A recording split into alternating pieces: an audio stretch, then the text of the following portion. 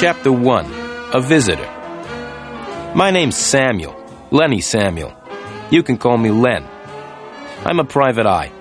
A private eye is a private detective. A detective who will work for anyone who will pay him. I'm not a policeman. I work on my own as a private eye. My office is on the west side of Los Angeles, on the 4th floor of a high building. There are only 2 rooms in my office, the outer room and the inner room. The outer room is the waiting room. There are 4 chairs in the waiting room, although there are never 4 people waiting to see me. In fact, there is usually no one at all waiting to see me. In the inner room, there's a cheap wooden desk. There's a big wooden chair for me to sit on, and on the opposite side of the desk, there's a low metal chair for my visitors. The rest of the furniture in my office consists of a large, empty metal cupboard and a low bed in one corner. When there is a lot of work, I sometimes sleep in the office. The notice outside my door says, L. Samuel, Private Detective. That's me. I'm quite tall, nearly 2 meters, and I weigh 80 kilos. A lot of men say that I'm ugly, but women seem to find me attractive. I've got brown eyes, brown hair, and very nice teeth. I had a good nose, too, until someone broke it in a fight last year. Recently, I haven't been very busy. In fact, I've had very little to do. However, I did have some work last month. It all started late one afternoon when I was sitting in my office. I had just finished cutting my nails and I was about to clean them. Suddenly, I heard someone walk into the outer room. I always leave the door of the outer room open in case anyone wants to come in and see me. When I heard the footsteps in the outer room, I wasn't very surprised. I thought that someone had made a mistake and come into the wrong office. It was probably someone looking for the doctor next door. But a moment later, there was a very quiet knock on the door of the inner room. "Come in," I shouted, and put away the scissors I had been cutting my nails with. The door opened, and in walked one of the most beautiful women I had ever seen. She was about 18 years old, with blue eyes and long blonde hair. She was wearing a smart green coat and had a big brown handbag over her shoulder. "Excuse me," said the girl. "I'm looking for Mr. Samuel." "I'm Samuel," I said with a quick smile. "Come in and sit down." The girl didn't smile back at me. "No, I won't sit down," she said. "Well, if you won't sit down, at least come in and close the door," I replied. The girl came in, walked over, and put her handbag on my desk. "Now," I said, "what can I do for you?" "I need help," said the girl slowly, "but I don't know if you will be able to help me. Are you a real private detective?" "Of course I am," I replied angrily. "Didn't you see the notice on the office door? It says L. Samuel, Private Detective. I'm Samuel. I'm a private eye." "All right, Mr. Samuel," the girl said coldly. "There's no need to get angry. I have a little job for you." "Right," I said quickly. "What do you want me to do?" "It's very simple, really," the girl replied. "I want you to find my sister. She has disappeared." Chapter 2. Please find my sister. "I see," I said. "Your sister has disappeared. Have you reported her disappearance to the police?" The blonde girl shook her head. She looked very nervous and was starting to cry. "No, I haven't told the police," she said.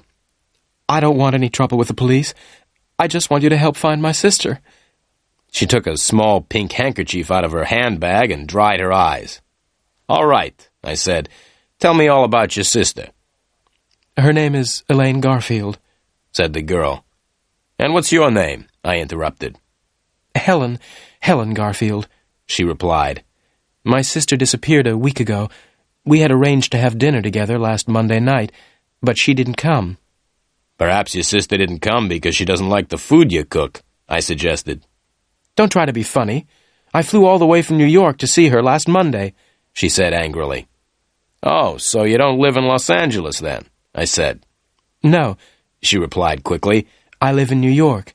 I flew right across America to see my sister, but when I got here, I discovered that she had disappeared." "How do you know she has disappeared?" I asked. "Perhaps your sister just forgot about the dinner." The blonde girl took a deep breath. "Look," she said, "let me finish my story. If you don't stop asking questions, I'll find myself another detective."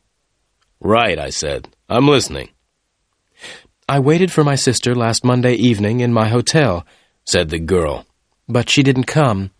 I telephoned her, but there was no answer, so the next morning I went to the office where she worked. At her office, they said that she had been to work the day before, on the Monday. They also told me that she'd left suddenly, in the middle of the afternoon, without telling anyone. After that, I went round to her flat, but there was no one there." The girl stopped for a minute, and then continued. "Mr. Samuel," she said, "I'm very worried about my sister. It's not usual for her to disappear suddenly like this. I'm sure that she's in danger, and I want you to find her." "All right," I said. "It may be easy or it may be difficult, but I'll find her. But first, tell me why you've waited 3 days before coming to me." "That's none of your business," the girl said. "Okay," I replied. "Your sister's name is Elaine Garfield. What does she look like?" "Oh, that's easy," Helen Garfield replied. "She looks like me. We're twins. Now, Mr. Samuel, how much money do you charge?" $50 a day, I said. "Very well, Mr. Samuel," said the girl, "but $50 a day is a lot of money. I hope that you will work hard for it." "Oh, yes," I replied with a smile. "I'll work very hard. Now give me the address of your sister's flat and the name of the office where she works. I'll start work at once." The blonde girl wrote the addresses on a piece of paper and gave me the paper. "One more thing," I said. "Can you give me your address, too?" "That won't be necessary," she replied as she picked up her handbag. "I'll come and see you again tomorrow afternoon at 5 o'clock. Goodbye, Mr. Samuel." Without waiting for an answer, the girl turned around and walked out of the office. As I watched her walk out of my office, I smiled to myself. This is better than cleaning my nails, I thought. Then I began my work. Chapter 3. The Manson Building. After the blonde girl had left my office, I looked at the 2 addresses which she had written on the piece of paper. The first was Elaine Garfield, apartment 716, Manson Building, Sunset Place. The second address was Meyer & Meyer, attorneys, Title Insurance Building. Putting the paper in my pocket, I got up and walked towards the door. Then I stopped and went back to my desk. I opened the top left-hand drawer and took out my gun, a .38 Smith & Wesson. Then I put the gun back in the drawer. I decided that it was safer to leave it behind. It's easy to get shot if you're carrying a gun. I ran down the stairs, all 4 floors, and out into the street. My old gray Chrysler was outside, so I jumped in and drove off fast, towards Sunset Place. The Manson Building was a tall, ugly block of apartments. I parked the Chrysler outside and walked towards the big glass front doors. "Hey, mister," a voice said. I continued walking. "Hey, mister," said the voice again. "You can't leave your car there." I stopped and turned around. A man in a gray uniform was standing by the Chrysler. "Hey, mister," the man repeated. "You can't park your car here." "Why not?" I asked. "Because only people who live in the Manson Building can park here," he replied. "So," I said, "how do you know that I don't live in the Manson Building?" "Because I'm the porter," the man replied. "I work in the entrance of the building and let people in and out of the door. I know everybody here." "Right," I said. "Then please let me in." The porter and I walked up to the big glass front doors, and he let me in. "Who do you want to see?" the porter asked. "Miss Elaine Garfield," I said. "She lives in apartment 716. "I'm sorry," the porter replied. "Miss Garfield is out." "When did she go out?" I asked, trying not to look interested. "Mind your own business," said the porter. "I'm not going to tell you, and I'm not going to let you go up to Miss Garfield's apartment when she's not there." "Why don't you go for a walk?" I said to the porter, and put $5 in his hand. I gave the porter the money to make him go away. The porter shook his head. "No," he said. I gave the porter $5 more. "Now go for a long walk," I said. The porter went out into the street, and I went up to apartment 716, Miss Elaine Garfield's apartment. Chapter 4. A very tidy apartment. I rang the bell beside the door of apartment 716 and waited. There was no answer. I rang again, but there was still no answer. Then I took a small, square piece of plastic out of my pocket. I looked around. I was alone. I pushed the piece of plastic into the space between the door and the door frame and moved the plastic up and down. In a minute, the door opened, and I went into the flat. I stood still and listened. There was silence. I switched on the light and looked around. It was a modern apartment. I was standing in the living room. Through an open door on my left, I could see the bedroom, which was very neat and tidy. I looked in the wardrobe. It was almost empty. That's funny, I thought. People who disappear don't usually take most of their clothes with them. They only take their clothes if they've been planning their disappearance for a long time. I walked back into the living room and searched it carefully, but I found nothing to explain Elaine Garfield's disappearance. Then I went into the kitchen. The kitchen was also very clean and tidy. There were no dirty plates or cups. There was no old milk in the refrigerator. Everything was in its place. Well, I thought, there's only the bathroom left to search now. The bathroom, too, was empty and clean. I walked quickly around the flat, making sure that I hadn't forgotten anything. I wiped everything I had touched with my handkerchief because I didn't want to leave any fingerprints. Then I switched off the lights and opened the door to leave. But I didn't leave. There were two men standing outside the door. One of them was short and had red hair and a nasty smile. The other was quite tall and was wearing a hat pulled down over his face. The one with the hat was holding a gun, and the gun was pointing at me. I tried to close the door, but the red-haired man put his foot out to stop the door closing. I let go of the door. The door opened, and both the men came in. The one with the hat was in front, and he was still carrying the gun. "Hold your hands up in the air," said the man with the gun. Then he turned to the red-haired man. "See if he's got a gun on him, Joe." Joe, the red-haired man, came over towards me. I waited.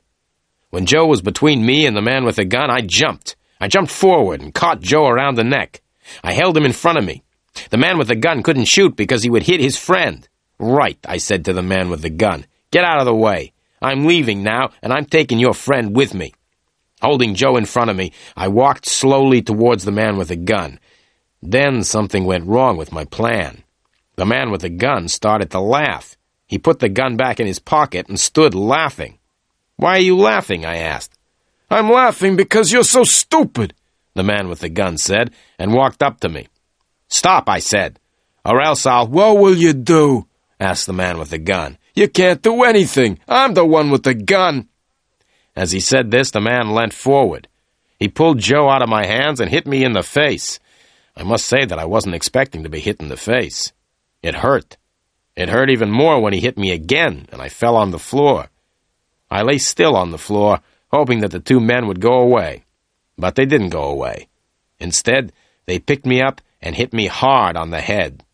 Everything went black. I lay on the floor. I was unconscious. Chapter 5. Meyer and Meyer. I woke up with a terrible pain in my head. I was lying on the floor outside the front door of Miss Elaine Garfield's apartment. I looked around. The man with the gun and his red-haired friend had left. I was alone, and I had a terrible headache. I got up slowly and felt my head gently to see if there was any blood. There wasn't any blood, but my head was still very painful. I decided to go back to the office and go to bed. There was no sign of the porter at the entrance to the Manson building. I walked out of the door and across to the old gray Chrysler. I drove slowly back to the office. The telephone was ringing when I arrived at the office. I went in quickly and answered it. "Samuel speaking." "Listen, Samuel," replied a voice. "Forget about Elaine Garfield. We hurt you a little in her apartment. If you don't forget all about Elaine Garfield, we'll hurt you a lot more." "Who are you?" I asked. But there was no answer. The man had put down the telephone. I decided to do what the man had told me. I would forget all about Elaine Garfield for 10 hours. After a good night's sleep, I would look for Elaine Garfield. I would also try to find the man with the gun and his friend Joe. I lay down on the hard, low bed and went straight to sleep. I woke up the next morning at 8 o'clock. I felt my head carefully, but it did not hurt so much now. I left the office and went across the street to the cafe, where I usually had breakfast. I drank a glass of orange juice, ate some fresh toast, and drank several cups of coffee. I read the morning newspapers. There was a lot of news, but nothing about Miss Elaine Garfield. I looked at my watch, left the cafe, and walked over to the Chrysler.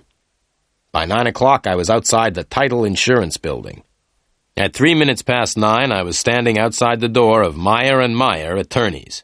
At 20 past 9, I was still standing outside the door. Nobody had arrived yet to work. At 9:30, the first secretary arrived, and at 18 minutes to 10, I was sitting in Mr. Meyer's office. "Well, Mr. Meyer," I said, "my name's Samuel, and I'm a private detective." "I'm pleased to meet you," Mr. Meyer said politely. He was about 55 years old, with a gray suit, gray hair, and a gray face. "Does Miss Elaine Garfield work here?" I asked. "Yes, she does," Mr. Meyer said, "but she hasn't been to work since Monday. Why do you want to see Elaine?" "Her sister has asked me to help find her," I replied. "Can you think of anything Elaine said or did which could explain her disappearance?" Mr. Myers scratched his head. "No," he said, "I'm afraid I can't help you."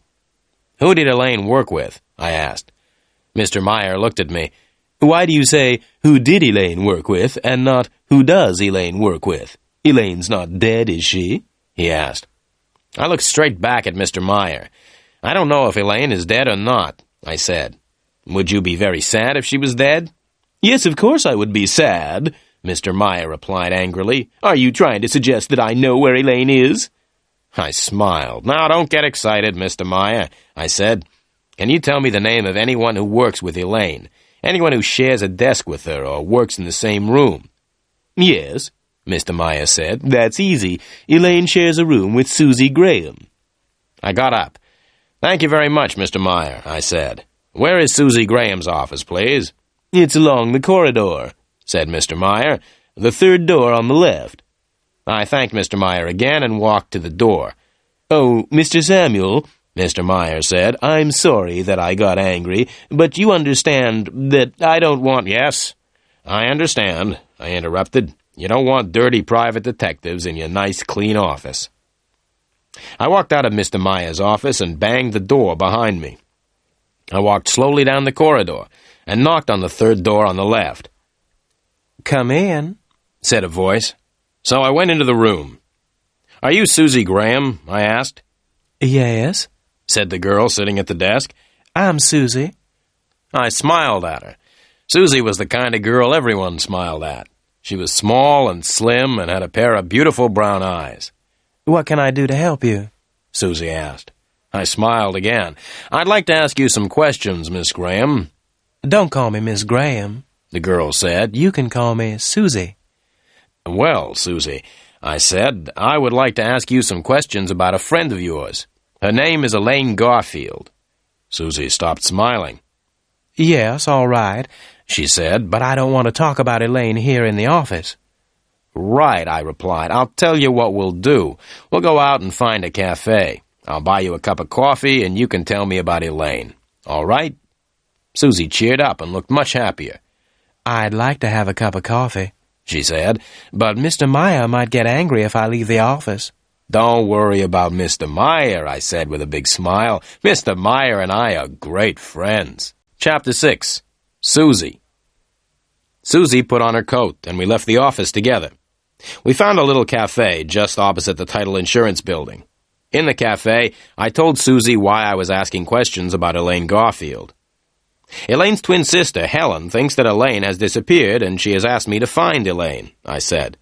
"Helen told me that she came to Meyer & Meyer last Tuesday. She was told that Elaine had left work suddenly last Monday afternoon. Is that right?" Susie nodded. "At least part of it's right," she said. "Elaine was at work last Monday, and she hurried off in the middle of the afternoon." Susie stopped for a minute, and then she continued. "But I don't remember seeing Elaine's sister Helen on Tuesday. In fact, I didn't even know that Elaine had a sister." "Elaine's sister lives in New York," I explained. "Now, can you remember last Monday afternoon? Did Elaine give any reason for leaving suddenly?" "Oh, yes," Susie said. "Elaine said that she wasn't feeling well and was going to lie down." "Did Elaine receive any visitors or phone calls last Monday afternoon?" I asked. "No, I don't think so," said Susie. "No, wait a minute. I think Yes, Elaine did receive a phone call just before she left. I smiled. I don't suppose that by chance you might have heard any of the telephone conversation. Certainly not, Susie replied. I don't listen to other people's phone calls. Can you think of any reason why Elaine disappeared? I asked. No, Susie replied. Elaine was always very friendly with everyone, and she didn't seem to have any troubles. Did Elaine have any special friends? Any men or women she talked about a lot? I asked. No, not really, Susie replied. Elaine and I used to be quite friendly, and we went out dancing together a lot, but recently we haven't been out together at all. I understand, I said, though I really didn't understand anything at all. Can you remember the last time you went out together? Can you remember the place you went to? Oh, that's easy, Susie said quickly. We went to the Las Cabanas Club. We always went there. It was about a month ago. We had an argument there, and we haven't gone out together since. What was the argument about? I asked. It was after midnight, Susie explained, and I wanted to go home, but Elaine said she wanted to stay a bit longer. She said that she had met a wonderful man and didn't want to leave. I said I was going home, and I left Elaine in the club. After that evening, one thing led to another. What do you mean? I asked. One thing led to another. Susie smiled. I often spoke to Elaine about the man she had met. Elaine thought he was wonderful. I told her that he was no good at all. What did Elaine say when you told her that? I asked with interest. She became very angry, replied Susie. We haven't been out dancing together since then. I paid for the coffee. You've been very helpful, Susie, I said, and I've only got one more question. Can you remember the name of the man Elaine Garfield met at Las Cabanas? Benny Greep, Susie said. That's his name, Benny Greep. Thank you very much indeed, Susie, I said with a smile. You've been a great help. Not at all, Susie said, and looked at me with her beautiful big brown eyes. If there's anything else I can do for you, just ask. I looked straight into her eyes. What are you doing tonight? I asked. I'll be at home watching television, Susie replied. My boyfriend's a boxer, and he's fighting in a match on television tonight. Goodbye, Susie, I said, and watched her as she walked back across the street to the title insurance building. Her boyfriend was a boxer. That was just my luck. Chapter 7. Benny Greep. I looked at my watch. It was nearly 11 o'clock. I went back into the cafe and asked if I could look at the telephone book.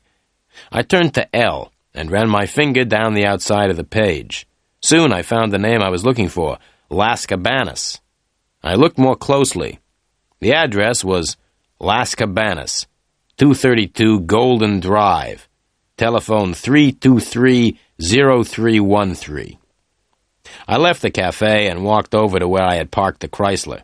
It wasn't time for lunch yet, so I decided to go and see what Las Cabanas was like. It took me nearly 20 minutes to drive there, and another 10 minutes to find somewhere to park. Have you ever seen a nightclub in the daytime? It's a very depressing sight. At night, the nightclub seems wonderful. However, at 11:45 in the morning, it looks old, empty, and dirty. The man I met at Las Cabanas looked old, empty, and dirty, too. I rang the bell for 5 minutes before he answered the door. Even then, he didn't open the door itself. Instead, he opened a small window in the door. "What do you want?" he asked. "The club doesn't open until 10 o'clock tonight." "I'm looking for someone," I said. "Someone called Benny Greep." "I don't know anyone called Benny Greep," the man replied and started to shut the window. "Wait a minute," I said, and pushed $5 through the window. "That's better," the man said, and he opened the door and let me in. I followed him across the dance floor. The man was a cleaner. He picked up a brush and began to clean the floor. "Do you know where I can find Benny Greep?" I asked the man again. "If you come back tonight at 10 o'clock, you'll find Benny Greep here," the man said. "Benny plays the drums in the band." I gave the man another $5. "Where can I find Benny now?" I asked. The man picked up a piece of paper from the floor and wrote an address on it. I took the paper and left immediately. As I drove the gray Chrysler away from Las Cabanas, I looked at the address the cleaner had written. 5314 Arvida Street, West Los Angeles. 5314 Arvita Street was an old block of apartments. I gave the porter a couple of dollars, and he told me which was Benny Greep's apartment. I walked up the narrow, dark stairs until I came to the 5th floor. I was looking for apartment 507. I knocked on the door of apartment 507 and waited. There was no answer, so I rang the bell. No answer. I knocked again, hard. There was still no answer. I pushed against the door, and it opened easily. I waited. There was no sound from the apartment, so I went in. The light was on, and the curtains were drawn. The apartment was very small. There was one main room, which was used as the living room, dining room, and bedroom. The room had 2 doors. One of the doors led into the kitchen, and the other into the bathroom. The main room was very untidy. The table was covered with dirty plates and glasses, and there was a full ashtray lying on the floor. There was a strange smell in the room. I looked into the kitchen. The kitchen was also dirty and untidy. I walked across to the bathroom and opened the door. Benny Greep was in the bath. His left hand was hanging over the side of the bath. The hand had neatly cut nails, and there was a gold ring on one finger. The wrist was covered by a shirt sleeve, which was rather dirty. I couldn't see the rest of the arm because it was under the water. Benny Greep's head was just out of the water. He had a handsome face and quite long black hair. His eyes were wide open. The only other parts of his body out of the water were his feet, but I couldn't see his toes because he still had his shoes and socks on. The bath water was red. I pulled out the plug in the bath to let the water out. When the bath was empty, I looked at the dead man more closely. He had been dead for several hours. He had been shot in the chest and then pushed into the bath. I looked on the floor by the bath. There was blood there, too, and I was standing in it. I moved back and cleaned the blood off my shoes with some water. Then I quickly looked round the main room again. The dead man's coat was lying on a chair, and I felt in the pockets. I found a few dollars and a driving license. The driving license had a photograph of the dead man on it. The license belonged to Benny Greep, and the address in the license was 5314 Arvita Street, West Los Angeles. The dead man in the bath was definitely Benny Greep. Chapter 8. Arrested for Murder. I moved around the room and carefully cleaned everything I had touched. I didn't want to leave any fingerprints. There was nothing in the room to connect Benny Greep with Elaine Garfield. I picked up the telephone and asked for the police. "I'm speaking from apartment 507, 5314 Arvita Street," I said. "There's a dead man in the bath." "Right," said the policeman at the other end of the telephone. "What's your name?" I told him. "Don't touch anything," the policeman said, "and stay where you are. A police car will be there in a few minutes." I put down the phone and sat down to wait. 3 minutes later, I heard the police car coming. The car stopped outside the building, and I could hear heavy feet running up the stairs. 2 policemen walked into the apartment. They were both wearing ordinary clothes and looked hot and tired. One was about 25 years old, the other about 40. The older policeman came up to me and showed me his police papers. "Where's the body?" he asked. I pointed to the bathroom. Both policemen went into the bathroom to have a look. The younger one came back first, shaking his head. All right, said the younger policeman. "Why did you do it?" "Do what?" I asked in surprise. "Why did you kill your friend in the bath?" said the young policeman. "He wasn't my friend," I replied. "I don't care if he was your friend or not," said the policeman. "Tell me why you killed him." "I didn't kill him," I said calmly. "Then what are you doing here?" asked the older policeman, coming in from the bathroom. "My name's Lenny Samuel," I explained. "I'm a private detective, and I came here to talk to Benny Greep. The door was open, and so I came in. I looked in the bathroom, and I found the dead man in the bath, so I telephoned the police. The dead man is Benny Greep." "Why did you want to talk to Benny Greep?" the younger policeman asked. "I'm sorry, I can't answer that," I replied. "Who are you working for?" asked the older policeman. "I'm sorry, I can't answer that either," I said. "As far as I know, Benny Greep's death doesn't have anything to do with the person I'm working for." "Tell me who you are working for," shouted the younger policeman angrily. "Take it easy," said the older policeman to the younger one. "You stay here until the other police arrive. I'm going to take Mr. Samuel down to the police station." I kept quiet and followed the older policeman out of the room and down the stairs. Outside the building, we got into my old Chrysler. The policeman drove. We were soon at the police station, where the policeman locked me in a small room. I sat down on a hard wooden chair in the locked room and tried to sleep. It was no use getting angry or upset at being arrested for murder. That is something you have to get used to if you are a private detective. It happens all the time. But I could not sleep.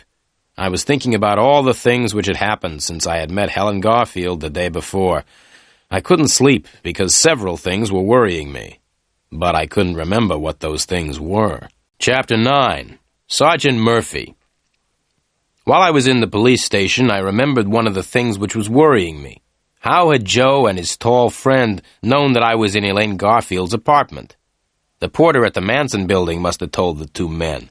I decided that I would go and talk to the porter when I left the police station. I sat back in the chair and looked at my watch. The time was nearly 4 o'clock. Then I remembered that Helen Garfield was coming to my office at 5 o'clock. I would not be there to meet her. But there was something else that was worrying me. It wasn't anything important. It was quite a small thing, but I couldn't remember what it was. Suddenly the door opened and a policeman came in. "Stand up," shouted the policeman. "Follow me." I stood up and followed the policeman out of the room and along a corridor. The policeman stopped, knocked on a door, and opened it. "Are you ready to see the private detective?" asked the policeman as he put his head around the door. Without waiting for an answer, the policeman opened the door wide and pushed me into the room. The policeman came into the room and closed the door behind him. In the room, there was a man sitting behind a desk. He was completely bald. He had no hair at all. He was about 55 years old, and his name was Sergeant Murphy. Sergeant Murphy had spent all his life in the police, and he didn't like private detectives. Sergeant Murphy sat looking at me. He looked at me for about 5 minutes without saying anything. I was standing in front of his desk, looking straight back at him. The silence didn't worry me. In fact, I quite liked it. The silence was much nicer than questions about what I'd been doing in Benny Greep's apartment. "What were you doing in Benny Greep's apartment?" asked Sergeant Murphy suddenly. "I wanted to talk to him," I replied. "Why did you kill Benny Greep?" shouted Sergeant Murphy suddenly. "I didn't kill him," I replied, and I told Sergeant Murphy the same story that I had told the policeman in Benny Greep's apartment. "I don't believe a word of what you've told me," said the sergeant. "Who are you working for?" "I'm sorry," I replied. "I can't tell you who I'm working for. As far as I know, Benny Greep's death has nothing to do with me or with the person I'm working for." I stopped and looked at the sergeant. I knew that what I had just said wasn't true. In fact, I thought Benny Greep's death was connected with Elaine Garfield's disappearance, but I couldn't tell the police. Helen Garfield had said that she didn't want the police to know about her sister's disappearance. Sergeant Murphy looked me straight in the eyes. "I hate all private detectives," he said slowly. "And you are the private detective that I hate the most. I don't think you're telling me the truth. I think you're hiding things from me. I think you know more about Benny Greep's death than you say you do. And you are going to tell me all you know. Now!" "I've already told you all I know," I replied quietly. Sergeant Murphy's face went red. The red color went up until it covered all of his bald head. "Don't try to play games with me!" he shouted. "Now get out!" "Can I go home now?" I asked. "No," said Sergeant Murphy. The sergeant told the policeman at the door to take me back to the small room and lock me up again. I went with the policeman and didn't argue. I don't like arguing with policemen. When I was alone in the room again, I sat down. I tried to remember the other thing that had been worrying me earlier. Someone had said something important, but I could not remember what it was. Chapter 10. The Yellow Car. I looked at my watch. It was 5:30. I was still at the police station. I'd seen Sergeant Murphy once more during the afternoon. It hadn't been a pleasant meeting. I hadn't told the sergeant who I was working for, and I hadn't told him why I'd wanted to talk to Benny Greep. 5:30. I wondered if Helen Garfield was waiting for me at my office. Suddenly, the door of the room opened, and Sergeant Murphy came in. "Get out," he said. "I've decided to let you go. Now go before I change my mind." I went before Sergeant Murphy changed his mind. As I got my car out of the police garage, I wondered why Sergeant Murphy had let me go. As I drove away from the police station, I noticed a small yellow car behind me. A minute later, I looked in the mirror again. The small yellow car was still behind me. I drove a little faster, and then suddenly turned right up a narrow street. At the end of the narrow street, I turned left, and then left again. Soon I was back on the main road. I looked in the mirror. The yellow car was still right behind me. So that was why Sergeant Murphy had let me go. The sergeant had ordered some policemen to follow me. They were going to watch what I did and who I met. I drove straight back to the office. As I parked the car outside, I noticed the yellow car had stopped across the road. I ran up the stairs and into my office. The door to the outer room was open, as usual, but the room was empty. Helen Garfield wasn't there. But there was a letter on the table, on top of the magazines. I picked the letter up and read it. Dear Mr. Samuel, I came here at 5 o'clock and waited, but you didn't come. I must see you urgently. Meet me at Las Cabanas at 11:30 tonight. Helen Garfield. I put the letter in my pocket and looked at my watch. It was just after 6 o'clock. I had 5.5 hours before the meeting with Helen Garfield. There was plenty of time to go to the Manson building and talk to the porter. I got into the Chrysler and drove off towards the Manson building. The small yellow car was still following me. As I drove, I thought about Helen Garfield's letter. Why does she want to meet me at Las Cabanas, I asked myself. In fact, how does she know about Las Cabanas at all? She says that she lives in New York. I would have to ask Miss Helen Garfield a few questions the next time I saw her. But the most important thing now was to get away from the yellow car, which was still following me. I was going to the building where Elaine Garfield lived, and I didn't want the police to know. There were 2 men in the yellow car. I turned right, and the yellow car followed. I stopped, and the yellow car stopped. I turned the Chrysler around, and the yellow car turned around. I tried to drive faster than the yellow car, but the Chrysler was too old and too slow. I slowed down and waited until I was near the next traffic lights. Then, just as the lights were changing from green to red, I drove across them. The yellow car was too late. The lights were now red. But that didn't stop the car. It drove straight past the red light. Then, as I looked angrily in my mirror, something happened which made me laugh. A policeman on a motorbike drove after the yellow car. The policeman made the driver stop because he had driven past the red light. I drove away as fast as possible. In my mirror, I could see the driver inside the car arguing with the policeman on the motorbike. It was the funniest sight I had seen for a long time. I drove on towards the Manson building, happy to have escaped. I may even have sung a little because I was feeling so good. Chapter 11. A short visit to the Manson building. As I was driving happily towards the Manson building, I had a surprise. I looked in the mirror. The yellow car was coming up fast behind me. I drove as fast as I could, but the yellow car got closer and closer. Just then, a dog ran across the road in front of the Chrysler. I braked hard, and the tires screamed as the Chrysler stopped suddenly to avoid the dog. Then there was the scream of more tires as the driver of the yellow car tried to stop. There was a loud crash and a bang as the small yellow car ran right into the back of my big old gray Chrysler. The 2 men in the yellow car weren't hurt, but their car was badly damaged at the front. Oil and water were running out onto the road. The old Chrysler was not damaged at all. I got out and walked back to the yellow car. "You ought to be more careful," I said to the driver. "You were driving very dangerously. It's lucky for you that my car isn't badly damaged." But, the driver began to say, but I did not wait to listen. I ran back to the Chrysler, jumped in, and drove on. The last I saw of the yellow car was the 2 men pushing it to the side of the road. I was soon at the Manson building, and I went into the hall to look for the porter. I couldn't see him anywhere. Then I noticed the door with a sign on it saying porter. I knocked quietly, but there was no answer. I opened the door slowly and looked into the room. The porter was sitting at his desk, asleep. His feet were on the desk, and he was lying back in his chair. I walked quickly and quietly into the room and closed the door. I went up to the desk and noticed a piece of paper lying by the telephone. There was a telephone number written on the paper. 323-0313. Las Cabanas, I said to myself. That's the telephone number of the nightclub. Without waking the porter, I left the room. I had found out what I wanted to know. The two men who had hit me on the head had probably come from Las Cabanas. The porter must have telephoned them when I went up to Elaine Garfield's flat. I was now very interested in Las Cabanas. Elaine Garfield used to go dancing there with Susie. Benny Greep worked there before he was killed. Helen Garfield wanted to meet me there at 11:30, and now the porter and the two men who had hit me on the head were connected with Las Cabanas. I went home, washed, changed, and had a meal.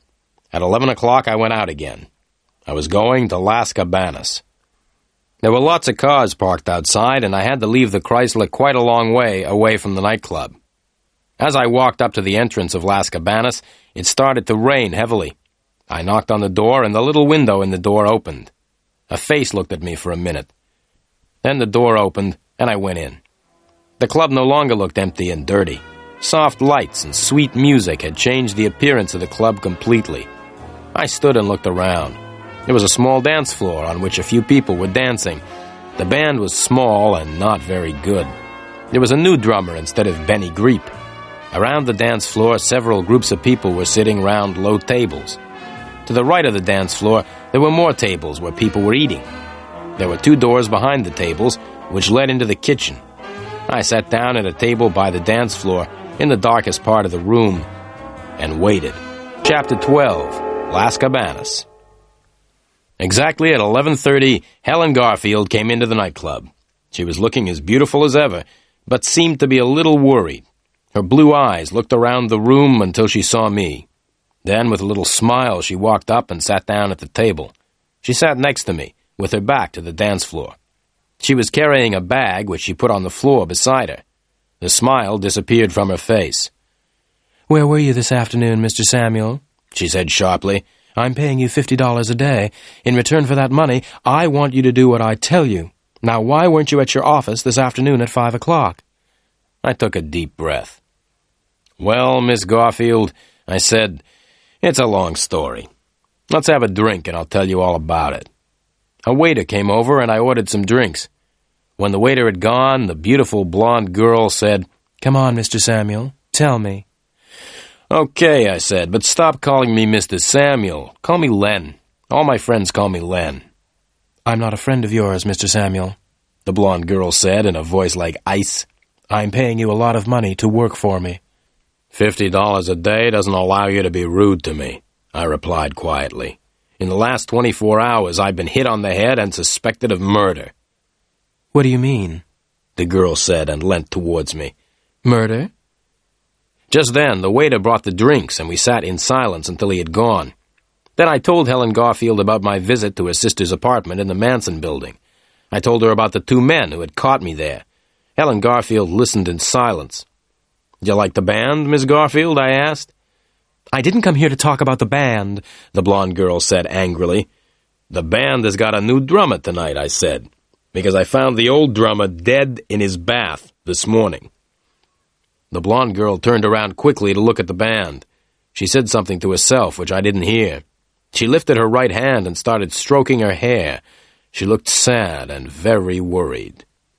What was the dead man's name?" Helen Garfield asked. "Greep," I said. "Benny Greep. I don't suppose that you know Benny Greep, do you?" Helen Garfield shook her head. "No," she said. I told her what had happened at the police station. Then I told her about the policeman who had followed me in a yellow car. "Do you think they're still following you?" the blonde girl asked quickly and looked around the club. I told her how I had got away from the yellow car. "Now, Miss Garfield," I continued, "it's time for me to ask you a few questions. There are some things about your sister's disappearance which worry me. I want to ask you about them." "All right," she said, "but I don't think I can help you. I don't know much about Elaine's life here. I don't know very much about Los Angeles, either." I sat back in my chair and looked at her. This beautiful blonde girl was paying me $50 a day to find her sister. I liked what I saw. Then, very quietly, I began to ask Helen Garfield some questions. You don't know Los Angeles very well, I began. That's right, the girl replied. But you were able to find out where Elaine worked, I continued, and you went to Meyer & Meyer last Tuesday to ask if they knew anything about Elaine. Yes, the girl said, looking at me closely. Who did you speak to at Meyer & Meyer? I asked. Susie? No, the girl said. I spoke to Mr. Meyer. I want to ask you something else, I said. When I went to Elaine's flat, I noticed something unusual. There were very few clothes in the wardrobe. It seems your sister planned her disappearance quite carefully. She had taken her clothes with her. I see, the girl said and looked around the nightclub.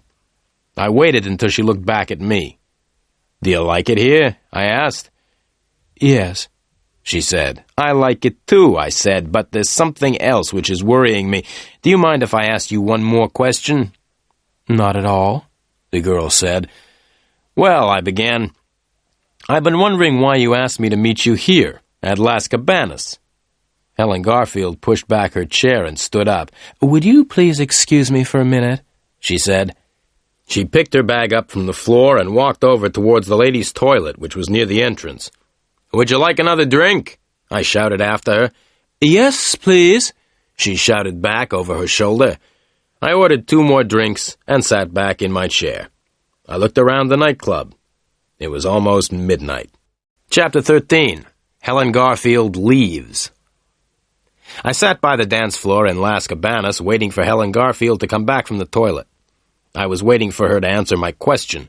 I wanted to know why she had asked me to meet her here. I looked around at the people who were dancing. On the other side of the dance floor, I could see people sitting, eating at the tables. Waiters were carrying food in and out of the 2 doors leading to the kitchen. I looked at my watch again. It was 12:05. Helen Garfield was taking a long time. I finished my drink and ordered another one. At 12:10, I got up and walked over towards the entrance. There was a man standing by the front door of the nightclub. I asked him if he had seen Helen. The beautiful blonde with blue eyes? The man asked. Yes, I said. She left nearly a quarter of an hour ago, said the man. Are you sure? I asked. Yes, the man replied. She asked me to get her a taxi. Did you hear her give the taxi driver an address? I asked quickly. The man shook his head. No, he said. I'm sorry. I thanked the man and walked back to my seat. Why did Helen Garfield leave without telling me? I asked myself. Perhaps some of the questions that I asked made her angry. Just then I looked up and saw a man walking across the dance floor towards me. I recognized the man. He was short, with red hair. He was looking at me and smiling in a rather unfriendly way. It was Joe, one of the men who had found me in Elaine Garfield's apartment. I decided to leave. I stood up and started to walk towards the door. I didn't want to meet Joe again. As I walked towards the door, I thought that I heard someone shouting. Excuse me, sir, said a voice. I didn't stop or look around. Then I heard the voice again. Excuse me, sir, you haven't paid your bill. I had forgotten to pay for the drinks. The waiter came running up to me, and I quickly took out $10 and gave them to the waiter. You can keep the change, I said as I gave him the money. Without waiting for a reply, I turned and hurried towards the door. Then I heard the waiter's voice again. Excuse me, sir, he said. I stopped and turned around. The waiter came up to me. Excuse me, sir, $10 is not enough, he said. The price of your drinks is $12. Las Cabanas is very expensive, I said, as I gave the waiter another $5. Now you can keep the change. Then I stopped thinking about money. Joe was walking quickly towards me. I turned around and ran towards the door as fast as I could. I got to the door and was just about to leave Las Cabanas. I was happy because I had escaped. Then I got a surprise. There, standing by the door of the nightclub, was Joe's tall friend. It was the same man who had hit me on the head in Miss Garfield's apartment. The tall man had seen me coming and had moved in front of the door. Now I couldn't get out. Chapter 14. The Fight. I stopped and looked behind me. Joe was closer now, and the smile on his face looked very unfriendly. I was caught. I could not go out of the door, and Joe was right behind me. I turned around quickly and ran towards Joe. Before he knew what I was doing, I put my arms around him and started dancing. He was very surprised and tried to pull away from me, but he couldn't fight properly. He was afraid that the other people would notice. I looked over my shoulder and saw the tall man standing helplessly on the side of the dance floor. I pushed Joe into the middle of the dance floor where there were lots of other people dancing. Then I felt something sharp touching my back. It was a knife. "Stop trying to be funny, Samuel," said Joe angrily. "Stop dancing and go over to the door, or else I'll push this knife into you." We were right in the middle of the dance floor, and a long way from the tall man. Joe was holding a knife against my back. Some of the other people around us had stopped dancing. They were staring in surprise at the sight of two men dancing together. I lifted my foot and kicked Joe's leg as hard as I could. He gave a cry of pain and fell to the floor. I looked around to see where I could run to. Joe's tall friend was coming through the dancers towards me. I turned around and ran off the dance floor. I looked back over my shoulder and saw that both Joe and his friend were following me. I ran between the tables, where people were eating. The floor was slippery and I fell over. As I fell, I knocked over a table, and the plates of food and glasses fell on top of me. I got up quickly and ran out through one of the doors into the kitchen. Then I stopped and counted to 5. As Joe and his tall friend were coming towards the door, I pushed the door closed as hard as I could. There was a loud bang as the men ran into the door. I smiled and turned round, but I did not smile for very long. 3 cooks were coming towards me with big kitchen knives in their hands. I looked at the cooks and at the knives they were holding. I thought about running towards them and trying to fight them. I decided that it would be a stupid idea to try and fight 3 big men with knives. To my left, there was a very big saucepan full of boiling soup on the stove.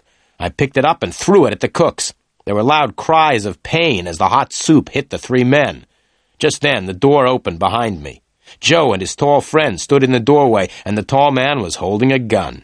There was a loud bang as the gun went off. The bang was followed by a scream of pain from one of the cooks because the tall man had shot him in the foot by mistake. I quickly picked up a large pile of dirty plates and threw them at Joe. He saw the plates coming, and he tried to move away. As he moved, he slipped on the floor and fell onto a pile of broken plates. Without waiting, I ran to a door at the back of the kitchen. The door was locked, and I banged against the door with my shoulder. The lock broke easily, and I pushed the door open. As I ran out into the dark street, I could still hear the shouts and cries coming from the club. I came to the Chrysler and bent over to open the door. Just then, there was a noise behind me. I turned around and saw a man with his arm raised. Then I felt a terrible pain in my head. Everything went black. I fell to the ground, unconscious. Chapter 15. The Police Station.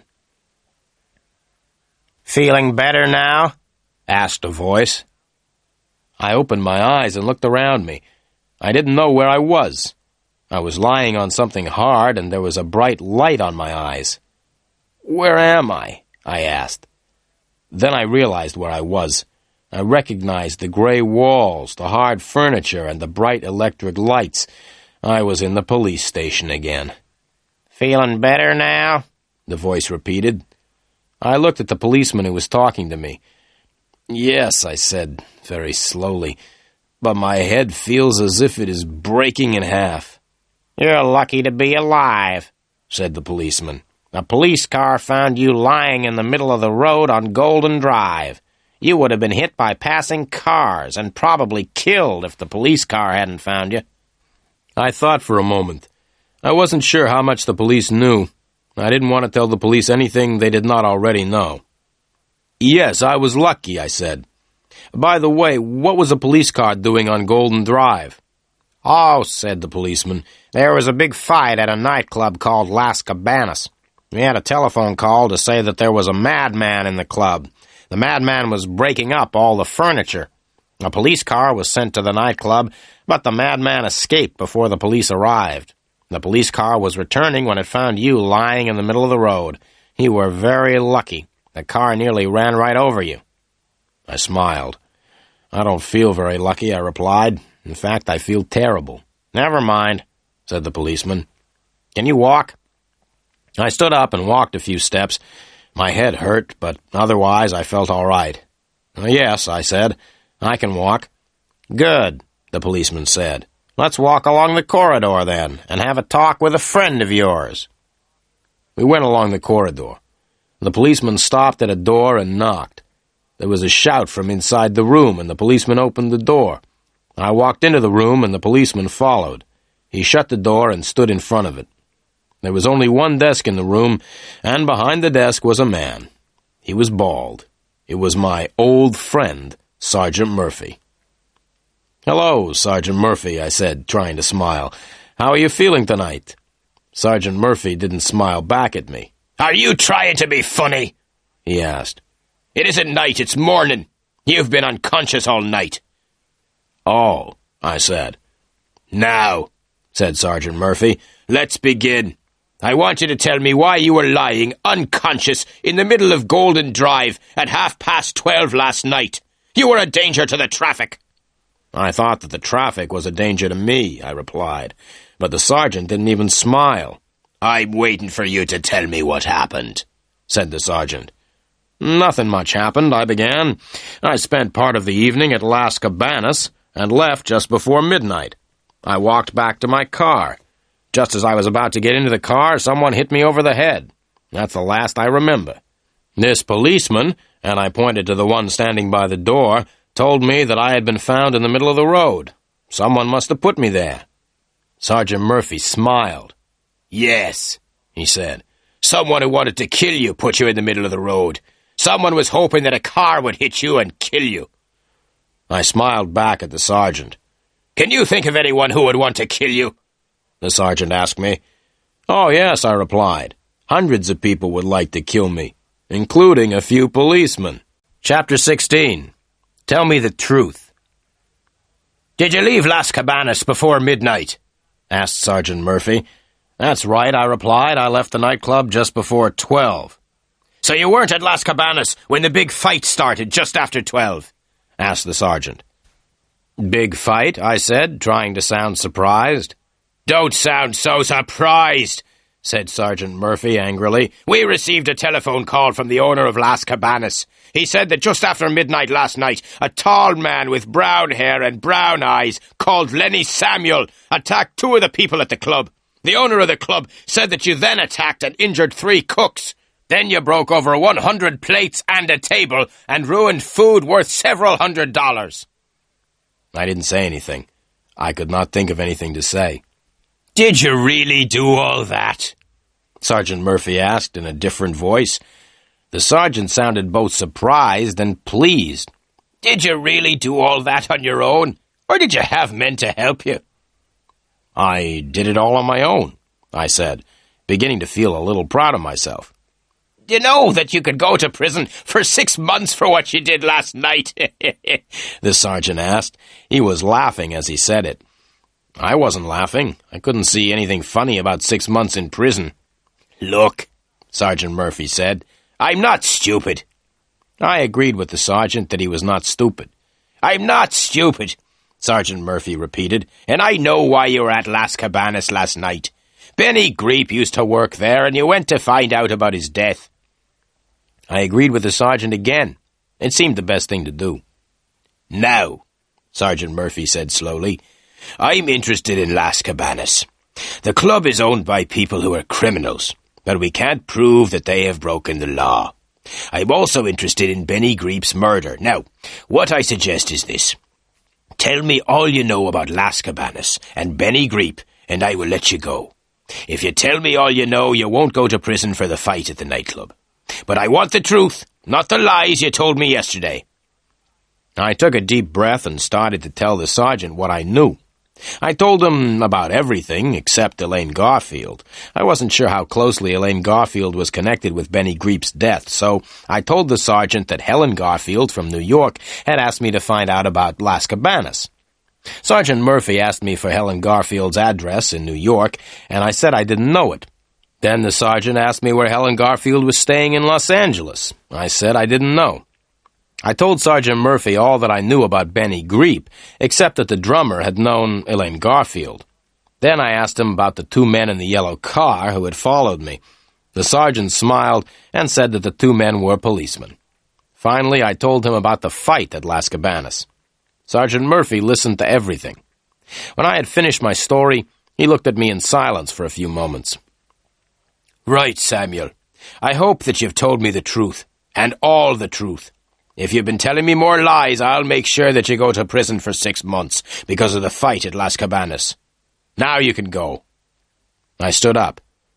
Thank you, I said with a smile. Sit down, he said, and listen. You can go, but you must promise to tell me anything you find out about Las Cabanas and about Benny Greep. I promise, I said quickly, and stood up. Wait a minute, said Sergeant Murphy. I've one more thing to tell you. I'm going to telephone the New York police. I'm going to ask them to find out all they can about Helen Garfield. If the police in New York discover that you've told me lies about Helen Garfield, you will be in very serious trouble. I told the sergeant not to worry and thanked him very much. I left the police station feeling very happy because Sergeant Murphy had let me go. I called a taxi and went out to Golden Drive to get the Chrysler. Chapter 17. Telephone Calls. I drove the Chrysler back to the office and walked up the stairs. The office looked just the same. There were no letters for me. I went down to the cafe and had a late breakfast. As I drank my coffee, I thought about some of the things Helen Garfield had told me at Las Cabanas before the fight. I decided to check one of the things immediately and walked over to the telephone. I opened the telephone book and looked under M until I found the telephone number of Meyer and Meyer. I picked up the telephone and dialed the number. Meyer and Meyer, good morning, said a voice which I recognized. Can I help you? Hello, Susie, I said. This is Len Samuel. Do you remember me? Of course I remember you, said Susie. Did your boyfriend win his boxing match on television, I asked. No, Susie replied, and anyway, he's not my boyfriend anymore. Really, I said happily, thinking that perhaps I could ask Susie to go for a drink with me. Yes, Susie said. The boxer had a fight with my new boyfriend outside my house last night. And who won, I asked. My new boyfriend, replied Susie. Oh, I said sadly, and what does your new boyfriend do? My new boyfriend's a weightlifter, Susie replied. He lifts big weights in competitions. I was about to say goodbye.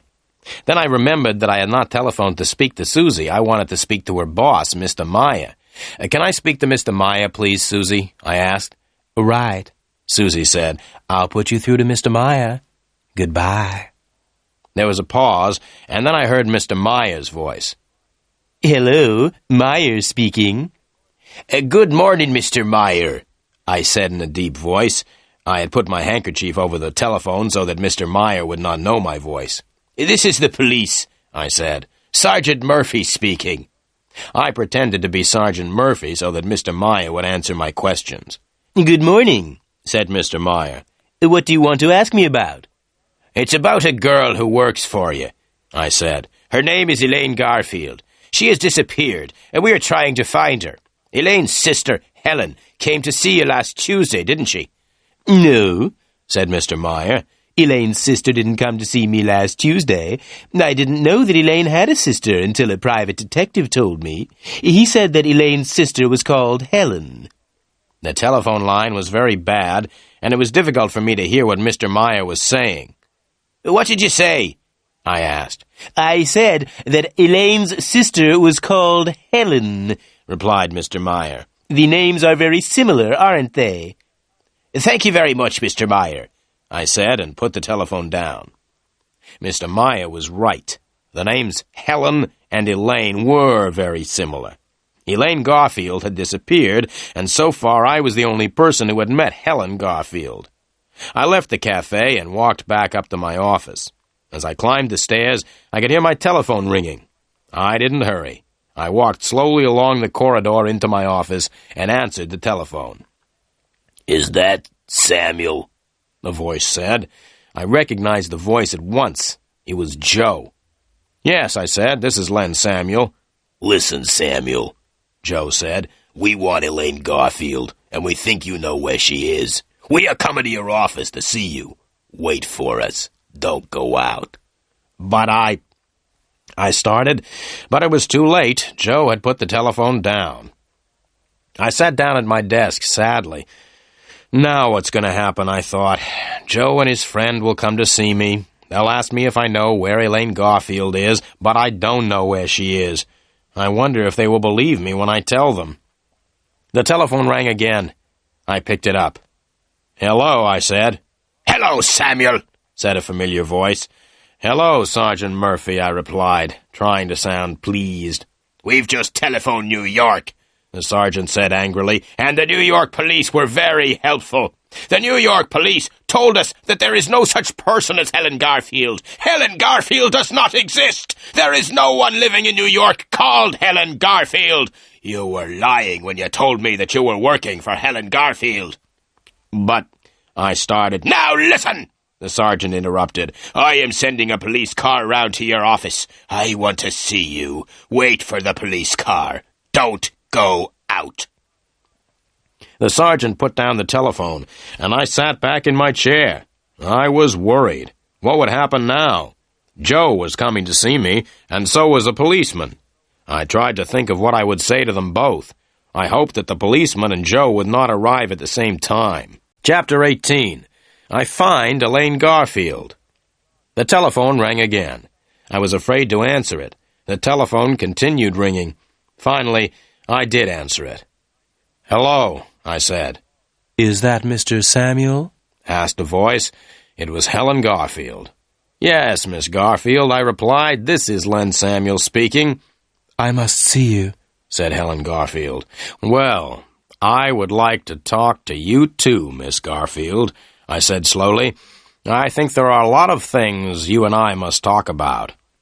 "Right," the girl said. "Meet me at the Seventh Man Cafe in 5 minutes. Do you know where the cafe is? It's about half a mile from your office." "I know the Seventh Man," I replied, "but I can't meet you in 5 minutes because I'm expecting visitors." "You must come at once, Mr. Samuel," she said. "But," I began. It was too late. Helen Garfield had put her telephone down. I got up from the chair and walked to the door. I decided to go and meet Helen Garfield. Both Joe and Sergeant Murphy had told me not to go out, but I decided I would rather talk to Helen Garfield than to the policeman or to Joe. If Joe and the policeman came when I was out, they could talk to each other. I left the building and drove the Chrysler down the road. I was very lucky because I was able to park right outside the Seventh Man. I walked into the cafe. Helen Garfield was sitting at a table in the corner. I walked over and sat down beside her. I asked the waiter for a cup of coffee. I drank the coffee without saying anything. Then I put the cup down and looked at the beautiful blonde girl sitting beside me. "Miss Garfield," I said, "you are a very beautiful girl, but I think you are a liar. I think that everything you've said to me has been lies. I don't think you've ever told me the truth." The blonde girl's face slowly became red. She looked straight at me. "Mr. Samuel," she said, "I'm paying you a lot of money to work for me. I asked you to find my sister. I didn't ask you to call me a liar." "Well, Miss Garfield, I think I have found Elaine Garfield. Would you like me to tell you where she is?" "Yes," the blonde girl said. "Where is Elaine?" "She's here in this cafe," I said. "Elaine Garfield is sitting next to me. You are Elaine Garfield. Helen Garfield doesn't exist. You pretended to be Helen Garfield, but there really never was any such person. The police in New York say that Helen Garfield doesn't exist," I went on. "Helen Garfield and Elaine Garfield are the same person. You are Elaine Garfield, and you pretended to be Helen." The blonde girl stood up angrily. "How much money do you want, Mr. Samuel? You are no longer working for me," she shouted. "Sit down," I said quietly. The blonde girl did not sit down, so I pulled her down beside me. "Now listen, Miss Garfield," I said firmly. "You are going to tell me all about yourself and why you came to see me. I want to know all about Benny Greep and Las Cabanas. I want to know why you disappeared." "I won't tell you anything," she said. "Oh, yes, you will tell me everything," I replied. "You'll tell me everything, or else I'll take you straight to the police. You see, the police are looking for me at this moment. The police think that I may have killed Benny Greep," I continued. "The police know that I had a fight at Las Cabanas last night. A red-haired man and his tall friend are also chasing me. They are the 2 men who started the fight at Las Cabanas. They will try to kill me if I don't tell them where you are. So you see, Miss Garfield, I think you had better tell me everything. I'm the only person who can help you." The blonde girl sat in silence for a minute. Then she began to cry. "All right," she said. I'll tell you everything. I am Elaine Garfield. Chapter 19. Everything is explained. I looked at the blonde girl. So, you agree that you're really Elaine Garfield and not Helen, I said quietly. Now tell me about Benny Greep. The girl took a deep breath. Susie Graham and I used to go out dancing together a lot, said Elaine. We often went to Las Cabanas. One night when we were there, I met a wonderful man called Benny. Benny was the drummer in the band. I liked him very much and went to the nightclub very often to see Benny. We became very good friends. The girl stopped again and took out her handkerchief. Go on, I said quietly. I used to go to Las Cabanas to see Benny nearly every night. But it was difficult for us to talk to each other, the girl continued. Why was it difficult for you and Benny to talk to each other, I asked. Because Benny was the drummer in the band, of course, Elaine Garfield replied. We couldn't talk to each other very much, because he was playing with the band most of the evening. I understand, I said, and ordered 2 more coffees. So I spent a lot of time in Las Cabanas watching Benny play the drums, the girl said. And I also watched everything else which happened in the nightclub. What did you see? I asked. I didn't notice anything unusual at first, the girl replied, but after a few nights I noticed that the same people always came to the club at the same time. Which people? I asked. There was a red-haired man, a tall man who never took off his hat, and 1 or 2 others, said Elaine Garfield. Yes, I said, I think I have met 2 of them. They were the men who hit me on the head in the Manson building.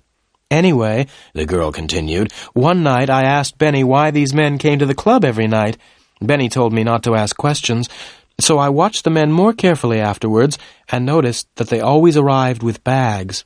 But when the men left, they weren't carrying bags.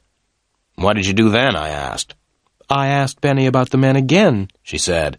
Benny said that there were a lot of strange things happening at Las Cabanas and that it was dangerous to ask questions. The waiter brought the coffees, and Elaine waited until he had gone. One night, she continued, one of the men was sitting at the table next to me. He was talking to some other men, and he opened the bag that he was carrying. I was sitting quite close, and I could see into the bag. The bag was full of diamonds and jewelry. Really? I said, and drank my coffee. I told Benny about the bag of jewelry later on in the evening, continued Elaine. Benny was very excited at the news. He told me that he had known for a long time that criminals used Las Cabanas. They used the club as a place to buy and sell stolen things. Benny and I talked all evening about the bag of jewelry. Benny said that the jewelry was stolen. The men who were selling it were criminals, and they had stolen the jewelry. Well, Elaine continued, Benny wanted to steal one of the bags. He said that the jewelry was stolen, so it didn't matter if we stole it from the criminals. I agreed to help him. We hoped to sell the bag and to use the money to go away together. I see, I said. And did you help Benny to steal the bag of jewelry? Yes. We waited for nearly a week, Elaine replied. Then, last Sunday, I had a chance to steal the bag. It was at the end of the evening, and nearly everyone had left the club. I had found out where they hid the bag, and I was able to take it and give it to Benny. Benny had big bags in which he carried his drums. It was easy for him to hide the bag of jewelry in the drum bag. We left the club together with the bag of jewelry. We decided to hide the jewelry in my apartment and then sell it later. The next day was Monday, Elaine continued, and I went to work. In the afternoon, I had a telephone call from Benny. Benny said that the red-haired man knew that the bag of jewelry had been stolen. He was very angry. Benny told me to stop work and go home. He told me to stay at home to make sure that no one came to take the jewels. Benny was going to continue working at Las Cabanas. Then no one would think that he had stolen the jewels. And did you stay at home? I asked. Yes, I stayed at home for 3 days, Elaine replied. But I was afraid that the red-haired man would find out where I was living. Then he would come to get the bag of jewelry. So what did you do? I asked. That was easy, she said with a smile. I moved into a hotel in the center of the town and then came to see you.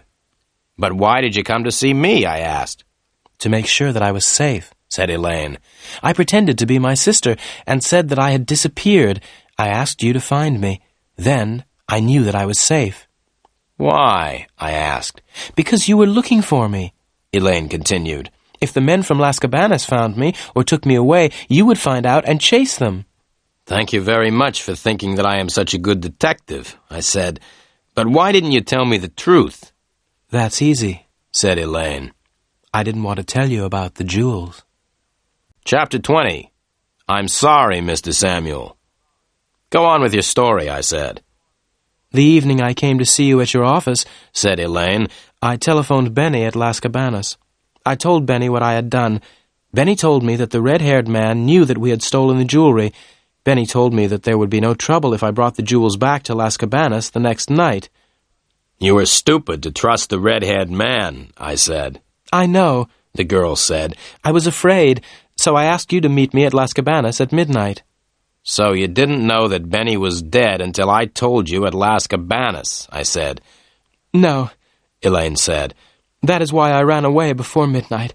I decided not to give them the jewelry because they had killed Benny." "You've still got the jewels, then?" I asked in surprise. "Where are they?" "Here," Elaine said, and pointed to a small bag under the table. I reached under the table, picked up the bag, and opened it. The bag was full of diamonds and jewelry. Just then I heard a voice, and at the same time, Elaine screamed. "Give it to me," said the voice. I looked up quickly and saw Joe standing beside me. His tall friend was right behind him. "Give me the bag," said Joe once again. "How did you know I was here?" I asked. "You parked your car right outside," said Joe with a laugh. "Now give me the bag." I passed him the bag. As I gave him the bag, I jumped to my feet and hit Joe hard in the face. He tripped and fell heavily onto the floor. I moved towards the tall man, who was still standing a few feet away. I was about to run at him, but then I stopped. The tall man had taken a gun from his pocket, and the gun was pointing straight at me. "Right," said the tall man. "Don't move, or else I'll shoot you." Joe got up from the floor. He still had the bag of jewelry in his hand. Together, Joe and his friend with the gun walked towards the door.